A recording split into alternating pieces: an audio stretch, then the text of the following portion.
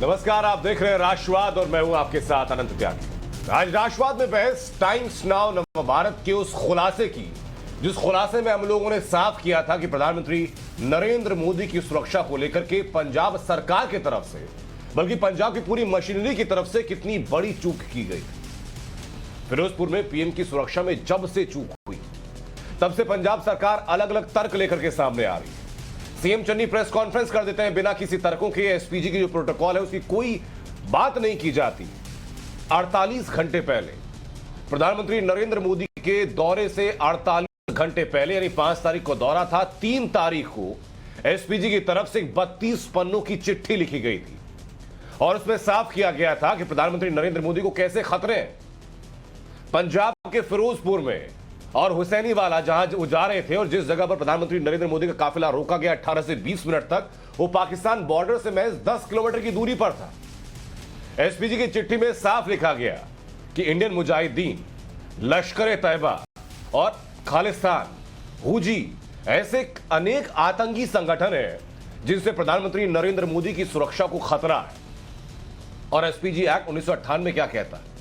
SPG act ये कहता है कि प्रधानमंत्री नरेंद्र मोदी या प्रधानमंत्री की उस कुर्सी पर कोई भी अगर हो, तो अगर वो किसी भी प्रदेश में अगर वो जाते हैं तो वहां उनकी सुरक्षा की जिम्मेदारी एसपीजी के साथ कोऑर्डिनेट करने की स्टेट मशीनरी की होती है, यानी राज्य पुलिस की होती है। लेकिन इन तमाम बातों का कोई औचित्य मानो नजर नहीं आ रहा है। रणजीत सिंह चन्नी कहते हैं कि हमला हुआ ही नहीं है, आपकी गाड़ी के पास कौन से पत्थर फूट गए। आपको बता दें कि टाइम्स नाउ नवभारत के पास वो चिट्ठी भी है।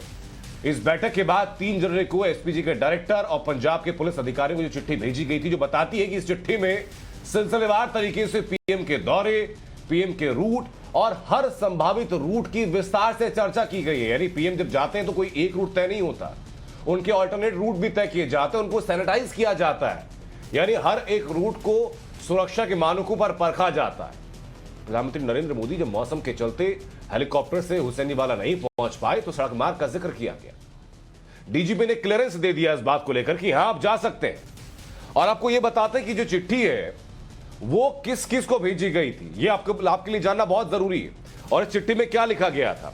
इस चिट्ठी में लिखा गया था कि वीवीआईपी के लिए वैकल्पिक रूट पहले से आपको तैयार रखना होगा। जो जितने भी सड़क रूट है उनको पूरी तरीके से पहले सुरक्षित रखना होगा। वैकल्पिक रूट की व्यवस्था के भी पूरे इंतजाम होने चाहिए। लोकल पुलिस और पूरे रूट को, जितने भी वैकल्पिक रूट हैं या मेन रूट है, उनको पूरी तरीके से सैनिटाइज करेगी और रूट पर सभी चेक पॉइंट जो हैं वो पहले से चेक होंगे। अब इसमें बता देते हैं आपको कि पहले इसके सड़क रूट के लिए जो तय नियम हैं वो क्या होता है। तय नियम कहते हैं कि वीवीआईपी काफिला आने से पहले पूरा रूट क्लियर होगा। रोड रूट का इस्तेमाल हुआ तो बंदोबस्त जो है वो लोकल पुलिस देखेगी। सर्विस लेन और सड़क पर ट्रैफिक को रोक दिया जाएगा ताकि वीवीआईपी मूवमेंट में कोई कोताही ना बरती जाए, कोई ऑब्स्ट्रक्शन ना हो। इंटरसेप्टर और क्विक रेस्पॉन्स टीम गाड़ियां रूट पर मौजूद रहेंगी, तैनात रहेंगी। सुरक्षा कर्मियों जितने भी तैनात रहेंगे पूरे रूट में, उनको एक विशेष ड्यूटी पास दिया जाएगा ताकि ये आइडेंटिफाई हो सके कि प्रधानमंत्री नरेंद्र मोदी या प्रधानमंत्री की सुरक्षा में ही ये लोग लगे हुए हैं। जितने चौराहे पड़ेंगे उन पर काफिला जिस वक्त निकलेगा उस वक्त पूरे ट्रैफिक को रोक दिया जाएगा। ये प्रोटोकॉल कहता है, ये नियम कहते हैं। अगर उस रूट पर कोई फ्लाईओवर आता है, ब्रिज आता है, तो सुरक्षा बल या पुलिस उसको कवर करेंगी। वीआईपी रूट पर किसी भी तरह की किसी भी व्यक्ति को गाड़ी पार्क नहीं होगी। अगर रेलवे ब्रिज होता है तो रेलवे ट्रैफिक भी कुछ देर के लिए रोका जाएगा। और जो रूट तय किया गया था बठिंडा फिरोजपुर रूट, उस पर सभी पुलिस स्टेशन अलर्ट रहेंगे।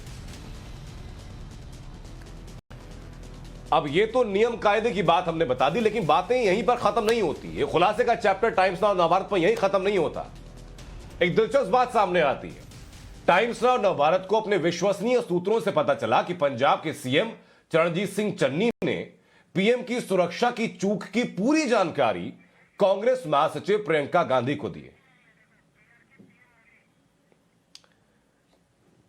प्रधानमंत्री नरेंद्र मोदी की सुरक्षा की चूक में पूरी जानकारी प्रियंका गांधी वाड्रा को दी गई है। और प्रियंका गांधी वाड्रा को किस हैसियत से दी गई है इस बारे में कोई जानकारी नहीं। लेकिन इसी बीच एक और अहम खबर सामने आ रही है। बता दें कि कोरोना संकट पर प्रधानमंत्री नरेंद्र मोदी एक अहम बैठक कर रहे हैं। बैठक में गृह मंत्री अमित शाह भी मौजूद हैं और इसके साथ साथ केंद्र सरकार के सभी बड़े अधिकारी, सभी एजेंसीज के अधिकारी मौजूद हैं। ताकि कोरोना के साथ जो कोरोना की संभावित थर्ड वेव है, जिस तेजी के साथ कोरोना के मामले लगातार बढ़ते जा रहे हैं, उन पर आम लोगों की सुरक्षा के लिए क्या मानक तय होने चाहिए, उन तमाम मानकों को तय किया जाए। प्रधानमंत्री नरेंद्र मोदी की अध्यक्षता में यह बैठक हो रही है। आपको याद होगा कि चाहे वो कोविड के आने की पहली लहर हो, वो कोरोना की दूसरी लहर हो या जो तीसरी संभावित लहर है, हर लहर में प्रधानमंत्री नरेंद्र मोदी अपने पूरी प्रोटोकॉल के साथ, अपनी पूरी मशीनरी के साथ लगातार खड़े रहे हैं। न सिर्फ फ्रंटलाइन वर्कर्स का उत्साहवर्धन किया गया, बल्कि डॉक्टर्स जो कि अपने फर्ज को निभाते हुए, जिम्मेदारी को निभाते हुए लगातार लगे हुए थे देशवासियों को बचाने के लिए, उनके उत्साहवर्धन के लिए हर संभव तरीका अपनाया गया। और एक ऐसे वक्त में जबकि ओमाइक्रॉन वायरस लगातार फैलता जा रहा है, लाखों की तादाद में हर 24 घंटे में नए मरीजों की संख्या पहुंचने वाली है, ऐसे में प्रधानमंत्री नरेंद्र मोदी की तरफ से यह हाई लेवल बैठक की जा रही है। और इस बैठक की तस्वीरें भी आपको सबसे पहले हम टाइम्स नाउ नवभारत पर दिखा रहे हैं। आप देख पा रहे होंगे प्रधानमंत्री नरेंद्र मोदी कुछ रिपोर्ट्स के साथ बैठे हुए हैं अपने ऑफिस में। सामने वीडियो कॉल के माध्यम से बातचीत की जा रही है। कोविड-19 पब्लिक हेल्थ सर्विसेज को लेकर के बातचीत की जा रही है। गृह मंत्री अमित शाह इसमें मौजूद हैं और इसके अलावा स्वास्थ्य मंत्रालय से जुड़े हुए तमाम लोग और जो मशीनरी व्यापक इंतजाम करेगी देश भर में कोरोना के प्रोटोकॉल को लेकर के, उस मशीनरी के तमाम अधिकारी भी इस बैठक में मौजूद हैं। कोविड-19 पब्लिक हेल्थ सर्विसेज के संदर्भ में यह बैठक है और प्रधानमंत्री नरेंद्र मोदी इस बैठक की अध्यक्षता कर रहे हैं। आपको याद होगा कि एक वक्त ऐसा था जबकि विश्व भर में कोरोना का त्राहिमाम था, उस वक्त भी भारत ने अग्रणी भूमिका निभाते हुए हाइड्रोक्सीक्लोरोक्विन का उस टाइम हाइक था, देशों को सप्लाई की गई थी और वापस वैसी ही भूमिका में प्रधानमंत्री नरेंद्र मोदी इस पूरे मिशन का नेतृत्व कर रहे हैं। हमारे सहयोगी रविकांत हमारे साथ लगातार बने हुए। रविकांत, बताइए जरा कि कौन कौन सी मशीनरी इस बैठक में जुड़ी हुई है और अब क्या पूरा प्लान आगे हो सकता है? देखिए अनंत, इस बैठक में केंद्रीय स्वास्थ्य मंत्री मनसुख मंडाविया, एम्स के डायरेक्टर रणदीप गुलेरिया, आईसीएमआर के जितने भी बड़े ऑफिसर्स हैं, बलराम भार्गव और वीके पॉल, ये इस बैठक का हिस्सा हैं। इसके अलावा हेल्थ मिनिस्ट्री की तरफ से जो हेल्थ सेक्रेटरी हैं वो और भारत सरकार के कई मंत्री इस बैठक में हिस्सा ले रहे हैं। इस बैठक की सबसे महत्वपूर्ण बात यह है कि चुनाव की तारीखों के ठीक एक दिन बाद प्रधानमंत्री नरेंद्र मोदी ये बैठक ले रहे हैं, क्योंकि चुनाव आयोग ने जिस तरीके का स्ट्रिक्ट गाइडलाइंस जारी किया है उसके बाद से खासतौर पर महाराष्ट्र और दिल्ली में जिस तरीके से कोविड के केसेस बढ़ रहे हैं, वैसे में केंद्र सरकार की तैयारी क्या है और राज्यों से क्या कुछ फीडबैक मिल रहा है, इन तमाम चीजों पर चर्चा की जा रही है। के साथ ही बताया ये गया है अनंत की प्रधानमंत्री और हेल्थ सेक्रेटरी की तरफ से सभी राज्यों को कोविड की थर्ड वेव के लिए अलर्ट रहने को कहा गया है। इसके साथ ही ऑक्सीजन के जो बेड हैं उनकी संख्या कितनी है, ऑक्सीजन प्लांट जो लगाए गए सेकेंड वेव में वो किस तरीके से काम कर रहे हैं, इन तमाम चीजों की जानकारी ली जा रही है। क्योंकि एक रिसर्च के मुताबिक हो सकता है कि जो ओमिक्रॉन का मामला है वो इतना बढ़ जाए कि एक दिन में जो केसेज हैं वो 5 लाख को पार कर जाएं। ऐसे में अगर मरीजों की संख्या बहुत ज्यादा बढ़ती है और उनका मामला सीरियस होता है तो हॉस्पिटल में किस तरीके के अरेंजमेंट है, इनकी तैयारियां क्या है, इन तमाम चीजों को लेकर ये एक रिव्यू मीटिंग बुलाई गई है।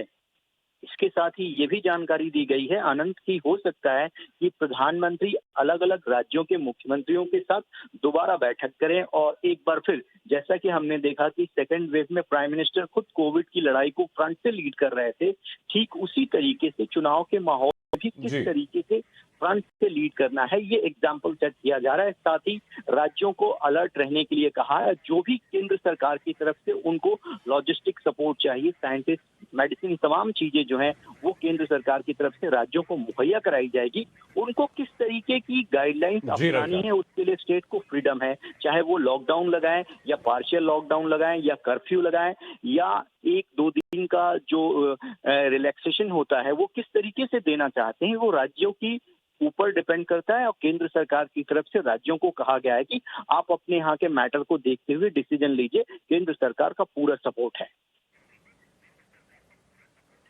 रविकांत, आपने जो जिक्र किया कि संभावना इस बात की भी है कि 24 घंटे के अंदर 5 लाख से ज्यादा केसेस आ सकते हैं, तो ये बड़ी अलार्मिंग सिचुएशन होगी और ऐसे में न सिर्फ राष्ट्रीय स्तर पर बल्कि राज्यों के स्तर पर भी, जिला स्तर पर भी व्यापक इंतजाम करने की जरूरत होगी।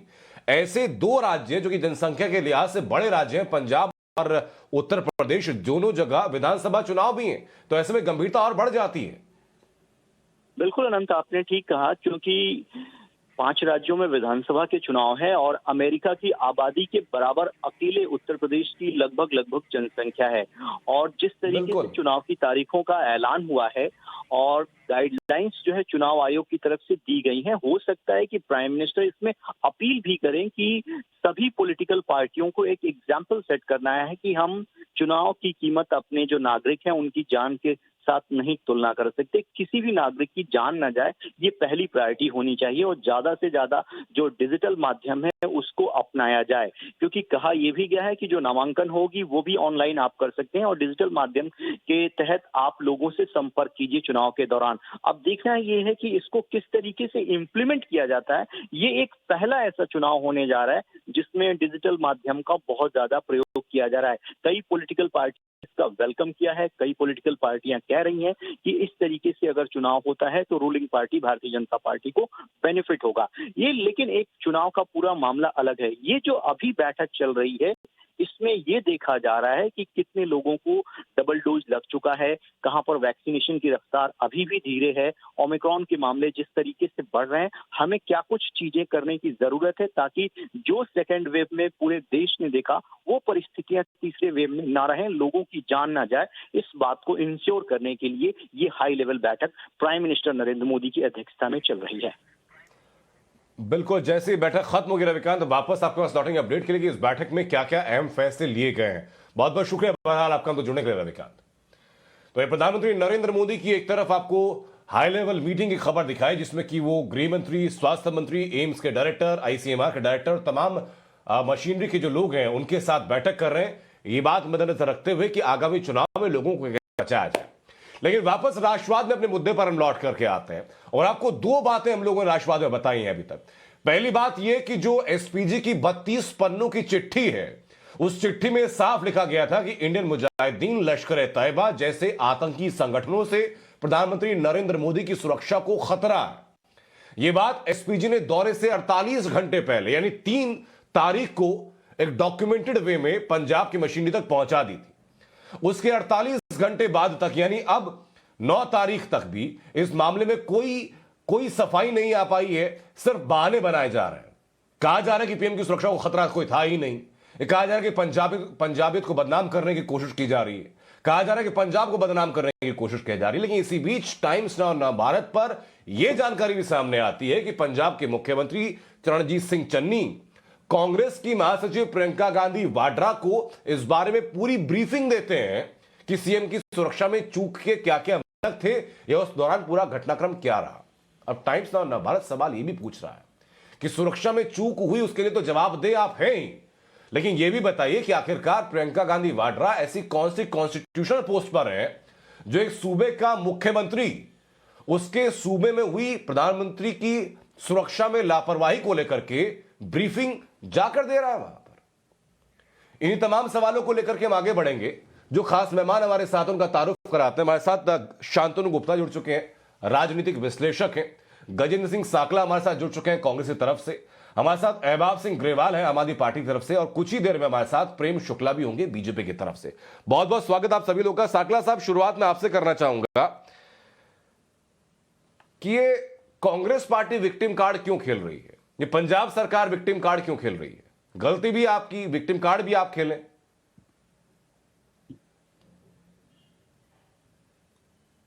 मैं आपसे पूछना चाहता हूं कि इस पूरे एपिसोड के अंदर केवल पंजाब पुलिस की गलती है जी और किसी की गलती नहीं है? आपने पूरे चैनल में ये क्यों नहीं बताया कि वहां 70,000 कुर्सियां लगाई थी और 700 आदमी थे, सारी कुर्सियां खाली पड़ी थी? क्या ये उसका तो एक्सपोज होने देते ना सर? 70,000 कुर्सियों में अगर 500 लोग थे तो एक्सपोज होने देते, पहुंचने देते उनको वहां पर। जिम्मेदार चैनल हो, आप कुर्सियां दिखाते कि वहां पर कुर्सियों पर कितने आदमी बैठे थे? फिरोजपुर की रैली में क्या तस्वीरें थी, मुद्दा ये नहीं है सर। राजनीति आप कांग्रेस एक राजनीतिक रैली से कहीं ज्यादा महत्वपूर्ण पीएम की सुरक्षा है। जिस पीएम को इतनी सुरक्षा की चिंता है या इतनी सुरक्षा की डर है, वो वहां से उनको वर्चुअल रैली कर लेनी चाहिए थी। तब ये रॉ इंटेलिजेंस तो वहां जाने की आवश्यकता क्या थी? वर्चुअल कर रहे थे रैली, कहां जरूरत थी वहां पहुंचने की? वाह, जब हमारी इंटेलिजेंस हमारी इंटेलिजेंस एजेंसियां स्टैंडिंग ओवेशन बनता है सर आपकी इस बात को लेकर के साकला साहब। साबित हो रही अब मैं अब सुनिए साकला साहब, माफ कीजिएगा, देखिए अच्छा पहले अपनी बात आप पूरी कर लीजिए, अपनी बात आप पूरी कर लीजिए, फिर मैं सिलसिलेवार तरीके से अपनी बातें कहूंगा। अपनी बात आप पूरी कर लीजिए, जितनी सफाई देनी है पहले दे लीजिए आप। प्रधानमंत्री जी की रैली के अंदर वहां पहुंचे, वो रास्ते में ना किसी ने कोई प्रदर्शन किया, ना उनके कोई किलोमीटरों दूर उनसे प्रदर्शनकारी थे, ना उनके ऊपर कोई किसी प्रकार का कोई आरोप लगा, ना किसी ने झंडे दिखाए, ना किसी ने कोई वहां घटना हुई। और प्रधानमंत्री जी पहुंच करके कहते हैं सन्नी जी धन्यवाद, मैं जिंदा लौट आया। भारत का प्रधानमंत्री भारत के अंदर, जब आप बिना बुलाए हुए पाकिस्तान जाकर के प्रधानमंत्री की बिरयानी खा के आते हो बिना बुलाए हुए, वहां खतरा नहीं है आपको, पाकिस्तान में खतरा नहीं है। ये बड़ा खोखला तर्क है साकला साहब। आपको अब एक सेकंड, अब आप 10 मिनट का वक्त मुझे दीजिए, अब मैं आपको कुछ चीजें समझा देता हूँ। आप वरिष्ठ नेता है सर, मुझे उम्मीद नहीं थी कि आप इतने तर्कों के साथ सामने पेश आएंगे। मुझे उम्मीद थी कि साकला साहब कुछ मजबूत बात कहेंगे सर। पाकिस्तान चले जाते हैं, वहां खतरा नहीं है, कुछ भी हो सकता था वहां पर। हाँ, आपको दोनों चीजें बता देता हूं सर, मैं दोनों चीजें बता देता हूं, उसके बाद मैं चलूंगा बाकी मेहमानों के पास। एक सेकंड, एसपीजी एक्ट 1988 कहता है सर। अब देखिए, मैं अपना कोई बात है, अपनी कोई परसेप्शन नहीं बता रहा साकला साहब। एक सेकंड नहीं, ये परसेप्शन, एक सेकंड साकला साहब, एक सेकंड, मैं अपना कोई परसेप्शन, अपनी कोई बातें नहीं बता रहा सर। अरे सुन तो लीजिए सर, मैं बता रहा हूं कि एसपीजी एक्ट 1988 क्या कहता है। 700 लोग बैठे थे साकला साहब, एसपीजी एक्ट 1988 ये कहता है कि अगर प्रधानमंत्री का मूवमेंट किसी भी प्रदेश में होता है, भारत गणराज्य के किसी भी प्रदेश में प्रधानमंत्री का मूवमेंट होता है, तो उनकी सुरक्षा की जिम्मेदारी एसपीजी के साथ कोऑर्डिनेट करके स्थानीय पुलिस की होती है। एसपीजी की तरफ से दौरे से 48 घंटे पहले आपको अलर्ट कर दिया गया था कि इंडियन मुजाहिदीन, लश्कर तैयबा, खालिस्तान, हुजी जैसे संगठनों से प्रधानमंत्री सुरक्षा को खतरा है। उसके बावजूद खिलवाड़, उसके बावजूद आपके सीएम ये कहते हैं, पंजाब के सीएम, कि नौटंकी की जा रही है। मालूम होनी चाहिए कि पंजाब के किसान 1 साल से ज्यादा सड़कों पर बैठे थे, वो आज भी वह विरोध कर रहे हैं। ये बात क्या रॉ को मालूम नहीं थी, इंटेलिजेंस को मालूम नहीं थी, सीबीआई को मालूम नहीं थी कि वहां सारे लोग विरोध कर रहे हैं? ऐसे विरोध की स्थिति के अंदर प्रधानमंत्री जी को नहीं जाना चाहिए। क्लियरेंस क्यों दी सर? डीजीपी ने क्लियरेंस क्यों दी? क्लियरेंस इसलिए दी कि उनके ऊपर कोई खतरा नहीं है, इस बात की क्लियरेंस दी। यानी झूठी क्लियरेंस थी, ये बात उनको बता दी गई थी, यानी झूठी क्लियरेंस थी। या तो डीजीपी को पता नहीं था, या तो डीजीपी को पता नहीं था, या जानबूझकर बात छुपाई गई दी हुई है। और जो तीनों काले कानून को लेके आपने जो 2020 खेला है, उससे पंजाब आज भी आहत है, और इस चुनाव के अंदर एक एक चीज का बदला लिया जाएगा। ठीक बात है, चलिए मैं आपकी इसी बात को बढ़ा रखता हूँ। शांतनु गुप्ता, मुझे बताइए कि जो लोग प्रधानमंत्री नरेंद्र मोदी से नाराज थे 3 कृषि कानूनों को लेकर के, जो लोग केंद्र सरकार से नाराज थे 3 कृषि कानूनों को लेकर के, क्या उन लोगों की सहानुभूति बटोरने के लिए सुरक्षा में चूक की गई है कि हम आपके साथ खड़े, आगामी विधानसभा चुनाव में सपोर्ट कीजिएगा? वो भूले नहीं। आ रहा हूं साकला साहब आपके पास, किसी का साकला साहब मैं आ रहा हूं आपके पास, आ रहा हूं, थोड़ा शांति रखिए। किसी की शांतनु गुप्ता, किसी का बहनोई गया, किसी का फूफा गया, 700 घरों के चिराग उजड़े, लोग भूले नहीं उस बात को। और वहां एक कंकर भी नहीं लगा। आज 5 दिन से लेकर के पंजाब के दलित मुख्यमंत्री, मैं आपकी हर बात को सही ठहरा रहा हूं सर। आप जितने आरोप लगा रहे हैं, मैं हर उसी आरोप को आधार बना करके शांतनु गुप्ता से सवाल कर रहा हूं। थोड़ा धीरज रखिए सवाल देने के लिए, मोनोलॉग नहीं है साकला साहब। पंजाब के जनता, साकला साहब मोनोलॉग नहीं है, मेरे पास बाकी मेहमान भी है, उनके लिए भी बोलना उतना ही जरूरी जितना आपका जरूरी है सर। शांतनु गुप्ता, तो क्या फिर जो लोग सेटिस्फाइड नहीं थे, संतुष्ट नहीं थे केंद्र सरकार की पॉलिसीज को लेकर, 3 कृषि कानूनों से, उनको अपीज करने के लिए, उनको अपने पाले में करने के लिए सुरक्षा सेन लगाने दी गई? देखिए आनंद भाई, जिस तरह से हम इतने गंभीर विषय पर चर्चा कर रहे हैं, मेरे ख्याल से किसी भी पार्टी के लिए वो एक चिंता का विषय होना चाहिए। सांकला साहब एक तरह से जस्टिफाई करने की कोशिश कर रहे हैं, क्योंकि किसान नाराज थे, इसलिए प्राइम मिनिस्टर की सिक्योरिटी में सेन लगाना वाजिब था। मतलब अगर इसी तर्क को लेके चलूंगा मैं, जो मेरा बोलने का मन नहीं है, लेकिन क्योंकि उनका तर्क है, इनका तर्क है, तो लोग कहेंगे इंदिरा गांधी की मृत्यु जायज है क्योंकि सरदार नाराज थे, कोई कहेगा राजीव गांधी की मृत्यु जायज है क्योंकि तमिल नाराज थे। तो ऐसे तो हर आप अटैक को जायज कर देंगे? मतलब ये लॉजिक कैसा है? आप केवल कह रहे हैं क्योंकि किसान नाराज थे इसलिए हमने लगाने दी सेन। देखिए पहला तर्क दिया गया कि भीड़ नहीं थी। ये मैंने कब की हमने लगाने दी देखिए सांकला जी मैं आप बिल्कुल चुपचाप सुना, मैंने चुपचाप सुना बिल्कुल। लगाने दी। एक सेकंड सांकला साहब, आपने कहा ना कि किसान नाराज थे, किसान नाराज थे। अगर आप सुरक्षा को लेकर के हुए होते तो ये हालात ना होते। मैं थोड़ा शांत रहिए। आपके तर्क सुने, मैं तर्कों का जवाब दे रहा हूँ। आप भड़क रहे हैं, मतलब आपके तर्कों में तार नहीं है ना। आप जब मेरी बात खत्म हो जाए जवाब दीजिएगा। पहला तर्क दिया गया रंग भाई कि वहां भीड़ नहीं थी। देखिए उसके दो कार्ड हो सकते हैं, आप एक्सपोज कर देते, प्रधानमंत्री को जाने देते, वहां पे पता लग जाता कि प्रधानमंत्री की उसमें भीड़ नहीं। लेकिन आपके और सब चैनलों में दिखाया जब कैप्टन अमरिंदर सिंह और बीजेपी के अन्य नेता जब वहां मंच से बोल रहे हैं, वो रैली फिर भी हुई, प्रधानमंत्री नहीं जा पाए, उसमें तो बहुत सारी भीड़ दिख रही है, उसमें हजारों लाखों की भीड़ दिख रही है मुझे तो। पता नहीं कौन सी भीड़ का तर्क दे रहे। दूसरा कहा गया कि सड़क का जो मार्ग एकदम से चुना गया। अब एसपीजी के लेटर में साफ पता लग गया कि रूट 1, रूट 2 ऑल्टरनेटिव रूट सबकी पहचान होनी चाहिए थी। तीसरी बात कहा गई कि नहीं प्रशासन की कोई गलती नहीं है। अब प्रशासन की कोई गलती नहीं है तो आपने अपने एसपी और डीजीपी को क्यों हटा दिया और बदल दिया? जिस डीजीपी को आपने सिद्धू और चन्नी जी की इतनी लड़ाई के बाद स्थापित किया था, उस डीजीपी को आपने हटा दिया।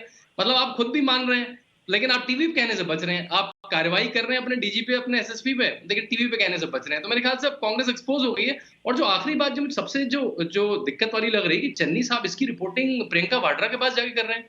ये तो मुझे संजय बाबू की किताब याद आती है जब मनमोहन सिंह की सारी फाइलें सोनिया गांधी के पास होके जाती थी। तो ऐसा लग रहा है कि आप सोनिया गांधी का रोल प्रियंका गांधी ने, वाड्रा ने इख्तियार कर लिया है। और चन्नी जी सरकार की रिपोर्टिंग, सिक्योरिटी की रिपोर्टिंग आके प्रियंका गांधी वाड्रा को कर रहे हैं। तो बहुत मेरे ख्याल से ये इसमें इतने पेच हैं, इसकी बहुत उच्च स्तरीय जांच होनी चाहिए कि ये प्राइम मिनिस्टर को हार्म करना था, प्राइम मिनिस्टर को चिढ़ाना था, खुलती जा रही है। लेकिन सर जांच कैसे होगी मुझे बताइए। अगर सीएम शांतनु भाई, अगर सीएम ने खुद पहले ही कह दिया कि ये नौटंकी है, शांतनु भाई, अगर सीएम ने पहले ही कह दिया कि नौटंकी है, तो फिर जो राज्य के जो लोग शामिल होंगे इस जांच में, वो बेचारे क्या कर पाएंगे? मुझे ग्रेवाल साहब बताइए जरा।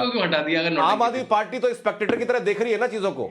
जी ग्रेवाल साहब बताइए ना कि आम आदमी पार्टी तो पीछे बैठ के पूरा एपिसोड देख रही है। कम से कम इतनी जिम्मेदारी तो राज्य सरकार की होगी कि पीएम अगर स्टेट में आए हैं तो सुरक्षा दे दे। बॉर्डर से 10 किलोमीटर दूर पीएम का काफिला रोका जाता है 20 मिनट के लिए, जबकि थ्रेट है इंडियन मुजाहिदीन, लश्कर तैयबा, हुजी जैसे संगठन। आनंद जी, मेरे ख्याल से मेरे नाम में कुछ चूक हुई है। मैं मेजर आरपीएस मल्होत्रा हूं, आम आदमी पार्टी से ही। शायद आपके पास अहबाब ग्रेवाल जी का माफ कीजिएगा सर। कोई बात नहीं, जी माफ कीजिएगा। देखिए, पहले तो जो चन्नी सरकार है अभी तक बहुत कमजोर और इनकॉम्पिटेंट सिद्ध हुई है। चाहे हम दरबार साहब की जो बेअदबी का मामला ले लें, चाहे लुधियाना बम ब्लास्ट का ले लें, और अब ये अगर प्रधानमंत्री जी की सुरक्षा में चूक हुई है, गलती हुई है, तो ये सारा कुछ शो करता है कि चन्नी सरकार जो है इन गंभीर मुद्दों को हैंडल करने में नाकामयाब रही है। लेकिन मेरे ख्याल से इसमें और भी बहुत कुछ है जो हम देख नहीं रहे हैं। ये तो सारा देश जानता है कि 3 खेती कानून जिस तरीके से पंजाब के किसानों ने वापस करवाए, प्रधानमंत्री के घुटने लगवाए, तो उसके बाद प्रधानमंत्री और पंजाब के लोगों का 36 का आंकड़ा है। ये सारी सब तरफ जाहिर था कि वहां पे दर्शन हो रहे थे, लोग वहां नहीं पहुंचे थे। माफ कीजिएगा, मैं रोक के आपको कमेंट यहाँ पर अपना ऐड कर रहा हूं। मैं कह रहा हूं ये सारे मतभेद मनभेद सब जायज है। सरकार की पॉलिसीज से एक चंक किसानों का ऐसा था जो कि संतुष्ट नहीं था, सरकार ने वापस ले लिया, ये सब जायज है। लेकिन इस बीच में इस बात की इजाजत कहां से मिल जाती है कि जिस रूट पर प्रदर्शनकारी प्रदर्शन कर रहे हैं, डीजीपी क्लियरेंस दे दें कि रूट साफ है? देखिए, ये जहां तक अब ये बात सामने आई है, मेरे ख्याल से ये जानबूझ के ये साजिश की गई कि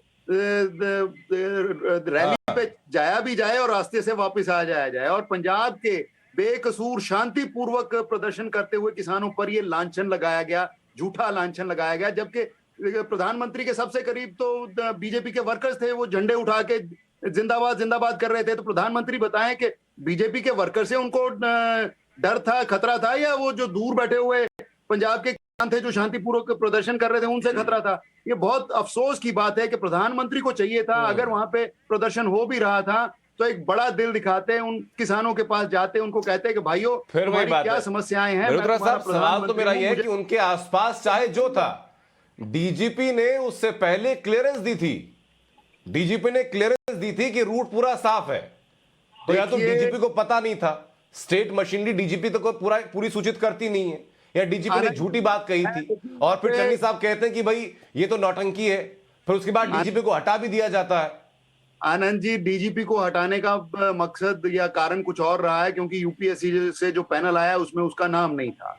ठीक है, मैं यहाँ पे कांग्रेस को डिफेंड करने नहीं आया हूं, लेकिन जो झूठ है, जो प्रधानमंत्री के पद की गरिमा को नीचा किया गया है खुद प्रधानमंत्री के द्वारा, हमें उसका दुख है।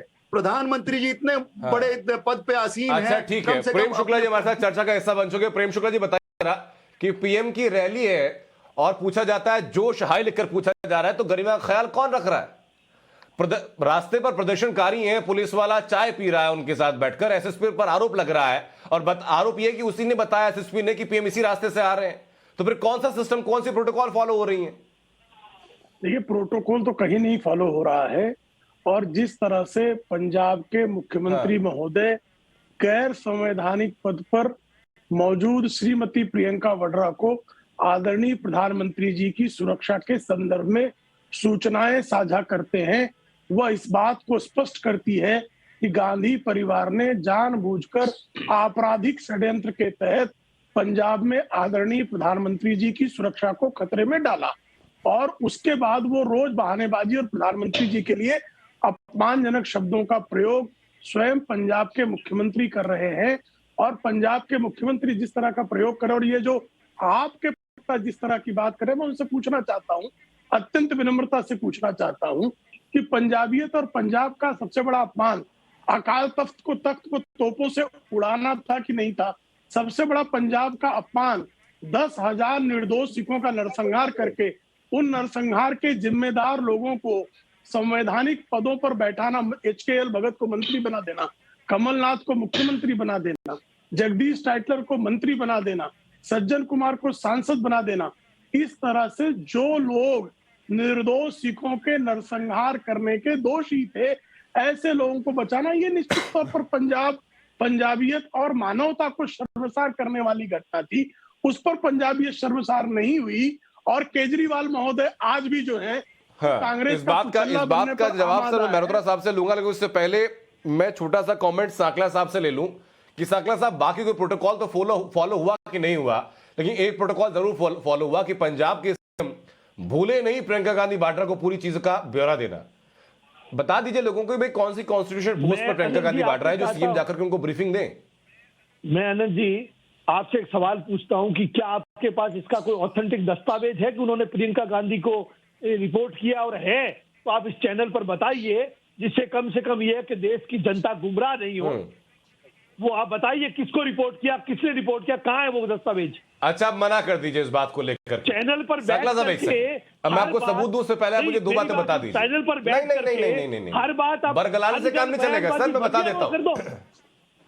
नहीं, आप बताइए आप। अच्छा, बता तो देता हूं सर, मुझे मौका तो दीजिए। हाँ, बता देता हूं। बोलो। पहले मुझे बताइए कि प्रियंका गांधी वाड्रा और सीएम चरणजीत सिंह चन्नी की कितनी बातों की या कितनी कॉन्वर्सेशन की बातों को आप डॉक्यूमेंटेड करते हैं, बताइए। मैं आपसे पूछ रहा हूं, आप आरोप लगा रहे हो एक चुने हुए, आप बताइए ना कितनी बातों को आप डॉक्यूमेंटेड करते हैं। और दूसरी बात, मैं विश्वास सर सांकला साहब, मैं दावे से कह रहा हूं अपने सोर्सेज से, दलित समाज से है सांकला साहब, मैं दावे से कह रहा हूं अपने सोर्सेज से कि प्रियंका गांधी वाड्रा को ब्रीफ किया गया सीएम चरणजीत सिंह चन्नी की तरफ से। अगर आप कहते हैं कि ऐसा नहीं है तो ऑन रिकॉर्ड आप प्रूफ कर दीजिए गलत मुझे, आप मुझे ऑन रिकॉर्ड गलत प्रूफ कर दीजिए, मैं माफी मांगूंगा इस बात के लिए। जिस तरह के आरोप लगा रहे हो देश के अंदर, इकबाल मुख्यमंत्री है, मैं कोई खोखली बातें नहीं करता हूँ, ये भारतीय जनता मैं कोई खोखली बातें नहीं करता हूँ, मैं दावे के साथ आपको कह रहा हूँ कि प्रियंका गांधी वाड्रा को सीएम चरणजीत सिंह चन्नी ने ब्रीफिंग दी है इस मामले में लेकर। अगर नहीं दिए तो आप मुझे गलत प्रूफ कर दीजिए, आप एक प्रमाण दीजिए। अगर नहीं दी सांकला साहब, मुझे गलत प्रूफ कर दीजिए, आप प्रमाण दो। मैं कह रहा हूं अगर वो ब्रीफिंग नहीं देते हैं तो आप ये खुलेआम ऐलान कर दीजिए कि प्रियंका गांधी वाड्रा को कोई सीएम ब्रीफिंग नहीं देता।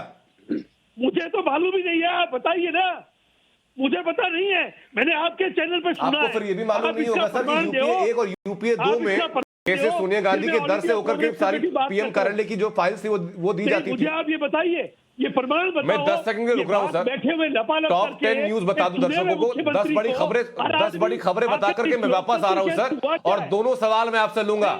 मैं दोनों सवाल लूंगा सांकला साहब आपसे कि सीएम चरणजीत सिंह चन्नी प्रियंका गांधी वाड्रा को ब्रीफिंग देते हैं कि नहीं देते थे, और यूपीए 1 और यूपीए 2 के ऊपर जो आरोप लगता है कि सीएम के ऑफिस की सारी फाइलें सोनिया गांधी के पास से होकर के जाती थी, ये भी झूठ है क्या? तो राष्ट्रवाद में लगातार हम सवाल पूछ रहे हैं, तमाम खास मेहमान लगातार हमारे साथ बने हुए हैं। सांकला संक्षेप में बता दीजिए, फिर चलूंगा बाकी मेहमानों के पास, कि क्या चरणजीत सिंह चन्नी प्रियंका गांधी वाड्रा को कोई ब्रीफिंग नहीं देते, और क्या यूपीए 1 और यूपीए 2 से सारी प्रधानमंत्री कार्यालय की ब्रीफिंग पहले सोनिया गांधी को नहीं होती थी?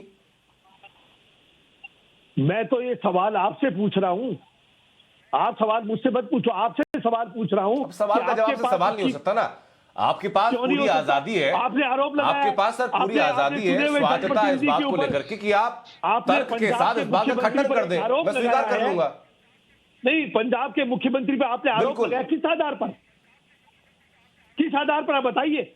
हाँ, आपके पास क्या बेस मैं है? बता रहा हूं सर आपको, चन्नी ने मैं तो इस बात को दावे के साथ कह रहा हूं कि ऐसा हुआ है। किया नहीं, ऐसा हुआ था, उसका कोई बताइए ना, आप आधार बताइए। इतनी बड़ी बात आप कह रहे हो, एक चुने हुए जनप्रतिनिधि और सीएम के ऊपर आरोप लगा रहे हो। सोर्सेस तो डिस्क्लोज नहीं करेगा ना सांकला साहब, कटघरे में खड़ा कर रहे हो। जर्नलिस्ट अपने सोर्सेस तो डिस्क्लोज नहीं करेगा ना सर। वैसे ही सोर्सेज जिसके द्वारा हमें एसपीजी की 32 पन्नों की चिट्ठी मिल गई थी, जैसे कि एक्सपोज हो गया था कि भाई आप लोगों के खिलाफ, छोटा सा जवाब दे सकते हैं। वैसे ही सोर्सेज हमें ये भी बता रहे हैं, जनता के सामने सच्चाई आनी चाहिए। अगर आपका चैनल वास्तव में अपनी जिम्मेदारियों को निभा रहा है तो उसको सच्चाई जनता के सामने रखनी चाहिए। मैं एक व्यूअर होने के नाते आपसे पूछता हूं कि आपके पास इसका क्या सोर्सेज है, वो सोर्सेज आपको डिस्क्लोज करना चाहिए। सांकला साहब, मैं बता देता हूं आपको, आप स्वीकार करें ना करें आपकी चॉइस हो सकती है। मेरे सूत्र मुझे बता रहे हैं, हमारे जो सोर्सेज वो बता रहे हैं, और ये बात पुख्ता है, या तो आप कांग्रेस की तरफ से एक ऑफिशियल लेटर जारी कर दीजिएगा इस बात का खंडन करते हुए कि सीएम चरणजीत सिंह चन्नी की तरफ से प्रियंका गांधी वाड्रा को इस बारे में कोई ब्रीफिंग नहीं दी गई, और चूंकि प्रियंका गांधी वाड्रा किसी कॉन्स्टिट्यूशनल पोस्ट पर नहीं है तो वैसे किसी भी ब्रीफिंग की अधिकृत नहीं है, उनको अधिकार नहीं। ये जिस दिन आप ऑफिशियल लेटर से जारी कर देंगे उस दिन हम लोग ये मान लेंगे कि हाँ आप लोग ब्रीफिंग नहीं करते। देखिए, आप इस तरह की बातें करके देश के लोकतंत्र को कमजोर करने की एक प्लानिंग हो रही है। किसी को बदनाम नहीं कर रहा, मैं सिर्फ फैक्ट सामने रहा। आप स्वीकार नहीं करना चाहते तो ये आपका प्रोरोगेटिव हो सकता है सर, आप मना कीजिए ना साफ सबूत के साथ। आप ये कहिए सांकला साहब, आप ये कहिए ना कि प्रियंका गांधी वाड्रा किसी कॉन्स्टिट्यूशनल पोस्ट पर नहीं है, वो अधिकृत नहीं है ऐसी किसी ब्रीफिंग के लिए। वो उसको आप ये कह दीजिए, वो इसको ब्रीफ कर रहा है। आप ये सांकला साहब कह दीजिए कि प्रियंका गांधी वाड्रा हो चाहे सोनिया गांधी हो, वैसे किसी पोस्ट पर नहीं है कि उनको बताया जाए इसके बारे में, या एक सूबे का सीएम बताया उनको इस बारे में। मैं आपको ये कह रहा हूं, आप कोई भी बात कहने से पहले बहुत जिम्मेदारी से इन बातों आपको ये कहने में क्या अर्थ है? ये बात रखिए, कौन किसको अगर क्या आप कह रहा ये है, मना क्या कर रहे हैं सर कि ऐसा नहीं हुआ तो बता दीजिए ना मुझे। मैं तो कह रहा हूं, कोई बात मेरे ध्यान में तो आई नहीं, है ही नहीं ऐसी कोई बात, और अगर है अब आपके ध्यान में नहीं है, बताइए। एसपीजी को लेटर लिखा होता है वो आपके ध्यान में नहीं आता, मैं कह रहा हूं आपके डीजीपी गलत इंफॉर्मेशन देते हैं वो आपके ध्यान में नहीं होता। हिंदुस्तान की जनता जानना चाहती है कि आपने तो हिंदुस्तान की जनता नहीं सर, हिंदुस्तान की जनता नहीं, मुख्यमंत्री के इस ऊपर लगाया ब्रीफिंग की खबर सामने आने के बाद जिनको परेशानी हुई है वो लोग जानना चाहते हैं। मैं वापस लौट रहा हूँ, शांतनु गुप्ता कुछ कहना चाह रहे हैं सर यहाँ पर, मैं वापस लौट रहा हूँ आपके पास। आनंद भाई, जो आपने बात कही मैं उसको थोड़ा विस्तार से कहना चाहूंगा। संजय बारू जो prime minister Manmohan Singh, ex prime minister Manmohan Singh के एडवाइजर थे, उन्होंने किताब लिखी थी एक्सीडेंटल प्राइम मिनिस्टर, जिसपे एक चलचित्र भी बना, एक मूवी भी बनी, जिसपे उन्होंने बिल्कुल क्लियरली लिखा है, 1.5 पेज में लिखा है इसमें कि किस तरह से पीएमओ की बिल्कुल जो हाईली कॉन्फिडेंशियल फाइल होती थी वो सोनिया गांधी के पास जाती थी। मेरे ख्याल से कांग्रेस ने संजय बारू पे कोई केस नहीं करा, कोई उनको कोर्ट पे नहीं लेके गए, इसका मतलब है कि वो बात ठीक थी, वो चेयरपर्सन थी। नहीं, यूपीए की चेयरमैन ऐसा कोई कॉन्स्टिट्यूशनल पद नहीं होता है, ऐसा कोई कॉन्स्टिट्यूशनल पद नहीं होता है कि आप एक मेंबर ऑफ पार्लियामेंट को, सोनिया गांधी केवल एक मेंबर ऑफ पार्लियामेंट थी, एक मेंबर ऑफ पार्लियामेंट को बाकी लोग सुन रहे थे, confidential files member of parliament के पास जब आप बोल रहे थे बाकी लोग सुन रहे थे। एक मेंबर ऑफ पार्लियामेंट थी सोनिया गांधी, बस एक मेंबर ऑफ पार्लियामेंट के पास पीएमओ की कॉन्फिडेंशियल फाइल जाएं, देश की सिक्योरिटी की फाइल जाएं, ऐसा कोई भी कॉन्स्टिट्यूशन में प्रबंध नहीं है। आप अपने आप कुछ एनएसी बना दें, कुछ और बना दें, उससे आप अपनी पार्टी की चर्चा कर सकते हैं, अपने चुनावों की चर्चा कर सकते हैं सोनिया गांधी से, लेकिन पीएमओ की फाइल्स की नहीं। ऐसा संजय बारू ने बहुत क्लियरली लिखा है, लेकिन उसमें तो वो अब क्योंकि सोनिया गांधी आजकल ज्यादा उनका स्वास्थ्य ठीक नहीं रहता है, तो उस तरह की रिपोर्टिंग आजकल राहुल गांधी और प्रियंका वाड्रा को हो रही होगी। मेरे को उसमें कोई भी, मेरे ख्याल से आपके सोर्सेज भी ठीक कह रहे हैं, मुझे उसमें कोई शक शुबा नहीं है कि सारे सीएम आके, जो भी उनके 2-2.5 सीएम है, वो आके रिपोर्टिंग करते होंगे, दोनों भाई बहन। आनंद जी 1 मिनट दीजिए मुझे बताइए जरा प्रेम शुक्ला साहब। जी जी, मैं आ रहा हूं सर आपके पास। उससे पहले मैं ग्रेवाल साहब आपके पास भी आ रहा हूं। मैं छोटा सा सवाल जानना चाहूंगा प्रेम शुक्ला साहब कि ये दावा तो बीजेपी भी लगातार कर रही है कि भाई सीएम चन्नी ने जाकर के प्रियंका गांधी वाड्रा को ब्रीफिंग दी है। हमारे पास तो हमारे सोर्सेज से खबर है, ये आपके पास ये खबर कैसे पहुंची सर? नहीं, स्वयं चरणजीत सिंह चन्नी जी का यह बयान है। स्वयं पंजाब के मुख्यमंत्री श्रीमान चरणजीत सिंह चन्नी जी ने एक मीडिया चैनल को बुलाकर यह बयान दिया है कि मैंने आदरणीय प्रधानमंत्री नरेंद्र मोदी जी के सुरक्षा के संबंध में सारी जानकारियां श्रीमती प्रियंका वाड्रा के साथ साझा की है। अब चरणजीत सिंह चन्नी के बयान को भी अगर सांखला जी ना माने तो उसका तो कोई फिर जो है जवाब बनता ही नहीं, कोई तर्क दिया ही नहीं जा सकता। कोई कुतर्क की इस पराकाष्ठा पर पहुंच जाए तो उसको आप कैसे समझाएंगे? स्वयं चरणजीत सिंह चन्नी जी जो पंजाब के मुख्यमंत्री हैं, उन्होंने यह स्वीकार किया है कि मैंने आदरणीय प्रधानमंत्री जी की सुरक्षा के संदर्भ में श्रीमती प्रियंका वाड्रा को ब्रीफ किया है। तो क्या आदरणीय पंजाब के मुख्यमंत्री महोदय झूठ बोल रहे हैं? और कृपा करके मुझे थोड़ा सा और बताइएगा कि मुख्यमंत्रियों के बीच में, प्रियंका वाड्रा के बीच में और राहुल गांधी के बीच में जो वार्ता होती है, क्या उसके कस्टोडियन है गजेंद्र सांखला जी कि इनके ख्याल में सब बातें आती हैं? कोई बोलने के पहले इस बात को तो समझ ले कि वो है कौन। आप कस्टोडियन है? मैं तो कोट कर रहा हूँ, मैं आपकी तरह गर्दाबगान थोड़े कर रहा हूँ मित्र। मैं जो है, जो तर्कपूर्ण तथ्यपूर्ण बातें होती हैं, जो सामने सबके हैं, उस पर बात कर रहा हूँ। आप गर्दाबगान कर रहे हैं अनावश्यक। अब शायद सांखला जी के संज्ञान में ये बातें भी नहीं होंगी। सांखला जी आपके पास में, उससे पहले मेहरोत्रा साहब कुछ कहना चाह रहे थे। मेहरोत्रा जी। आनंद जी देखिए, इस बात में कोई शक नहीं है कि कांग्रेस के चाहे प्रधानमंत्री हो चाहे मुख्यमंत्री हो, ये सारे कांग्रेस की हाई कमांड, ये जो नेहरू परिवार है, इसके गुलाम रहे हैं। तो इसमें कोई आश्चर्यजनक बात नहीं है कि अगर प्रधानमंत्री होते हुए मनमोहन सिंह जी सारी सरकारी फाइलें सोनिया जी के पास लेके जाती थी, या चन्नी जी ने प्रियंका गांधी वाड्रा के पास के साथ ये सारा कुछ डिस्कस किया है, चाहे वो किसी संवैधानिक पद पर हैं चाहे नहीं हैं।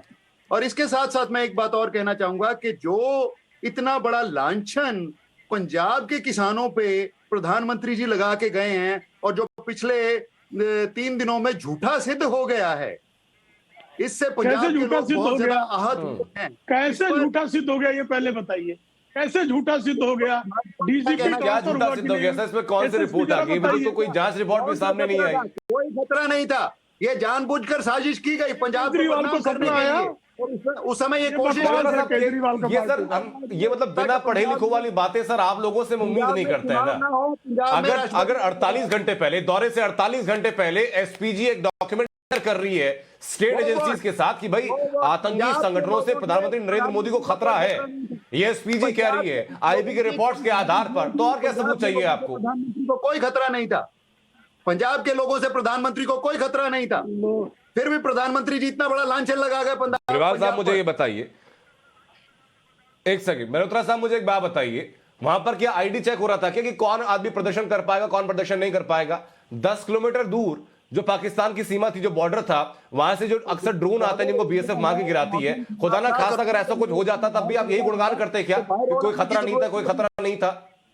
तो ऑनलाइन भी कर सकते थे ना, पहले भी तो ऑनलाइन करते रहे हैं, पहले तो लेजर इमेजेस से संबोधित करते रहे हैं, इनको मालूम था वहां पे इकट्ठ नहीं। आप लोग कर लीजिए ना, कोई ना बहाना पंजाब में। अब तो इलेक्शन कमीशन ने भी कह दिया ना सर, तब तो बड़ी तकलीफ हुई थी जब इलेक्शन कमीशन ने कह दिया था, तब तो बड़ी तकलीफ हुई थी इलेक्शन कमीशन ने कह दिया था। अब आप आके ज्ञान बांट दीजिए कि आप लोग ऑनलाइन क्यों नहीं कर रहे हैं। बिल्कुल करना चाहिए। एक बात और बता दूं सर आपको, मेहरोत्रा साहब, उनको पहल करनी चाहिए। साहब आपको एक बात और बता दूं, आपकी जानकारी में थोड़ा सा संशोधन में और कर देता हूं कि जहां प्रधानमंत्री जा रहे थे ना, वहां पर हुसैनी वाला में, वहां पर वो मार्टर्स फॉर्म में जा रहे थे, वहां पर एक शहीदी स्थल पर जा रहे थे, वहां पर कोई रैली नहीं थी, रैली थी फिरोजपुर में। तो जनाब उससे कोई पहले फर्क नहीं उनको पड़ता। हुसैनी वाला अगर जाना था, उनको उसके बाद उनको रैली में जाना था सर। खतरा था और फर्क पड़ता कि ना पड़ता बता रहा हूं सर मैं आपको, फर्क तो आपको किसी भी चीज से नहीं पड़ रहा है। रैंडम लोकेशन लेकिन मैं आपकी जानकारी में संशोधन कर रहा हूं कि ये व्हाट्सएप यूनिवर्सिटी या सुनी सुनाई बातों पर बात करना बंद कीजिए। अगर आप पार्टी के प्रवक्ता है तो फैक्ट पर बात किया कीजिए। जहां प्रधानमंत्री जा रहे थे वहां पर रैली नहीं थी सर उस वक्त पर। बहुत समझदार हैं, पंजाब के लोग बहुत समझदार हैं, वो सब जानते हैं कौन सच बोल रहा है कौन झूठ बोल रहा है। मुझे एक छोटा सा जवाब, मैं ठीक है सर बहुत समझदार होंगे, समझदारी हम लोगों ने देख ली, पंजाब सरकार की, पंजाब मशीनरी की समझदारी हम लोगों ने देख ली, अब जवाब देते बन नहीं रहा है, अब लोग अलग अलग बातें कर रहे हैं। शांतनु जी मुझे छोटी सी बात बता दीजिए कि कैसे केस में जहां पर की सरकार को जिम्मेदारी ये लेनी चाहिए थी कि हां भाई पीएम की सुरक्षा में चूक हुई है, ऐसे में ब्रीफिंग एक ऐसी व्यक्ति को दी जा रही है जिसके पास कोई कॉन्स्टिट्यूशनल पोस्ट नहीं है, ऐसे वक्त में जबकि सरकार को जांच करनी चाहिए थी, सरकार खुद विक्टिम कार्ड खेल रही है, ऐसा क्यों?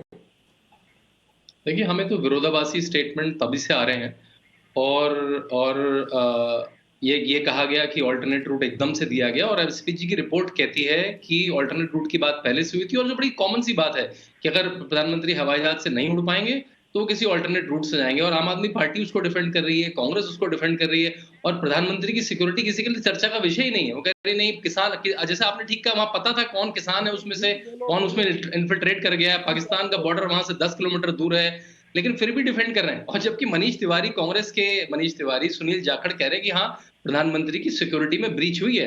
मेरे ख्याल से मैटर वहीं खत्म हो जाना चाहिए था, और कांग्रेस की सरकार एक्शन भी ले रही है, एसपी को, एसएसपी को बदल रही है, डीजीपी को बदल रही है, एक तरफ वो एक्शन ले रही है, एक तरफ वो जाके दिल्ली में ब्रीफ कर रही है अपने सरगना को, और फिर यहाँ पे कह रहे हैं कि चैनल पे आ कह रहे कुछ नहीं हुआ। मेरे ख्याल से वो खुद विरोधाभास में फंस चुके हैं।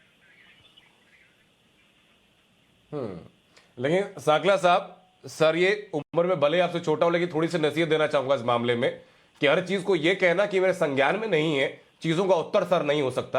अगर आप पार्टी के प्रवक्ता के तौर पर चैनल की डिबेट में हिस्सा लेते हैं तो आपके जो विरोधी हैं या जो आपके समर्थक हैं वो आपसे उम्मीद यही करते हैं कि आप तार्किक चीजों को लेकर के सामने वाले के सवालों को आप ध्वस्त कर देंगे, जो माफ कीजिएगा इस डिबेट में हो नहीं पाया। सर बहुत बहुत शुक्रिया आप तमाम लोगों का चर्चा में शामिल होने के लिए, चर्चा को बेहतर बनाने के लिए। राष्ट्रवाद में फिलहाल एक ब्रेक के लिए रुकना होगा सर। ब्रेक के उस पार खबरों का सिलसिला टाइम्स नाउ नवभारत पर लगातार जारी रहेगा।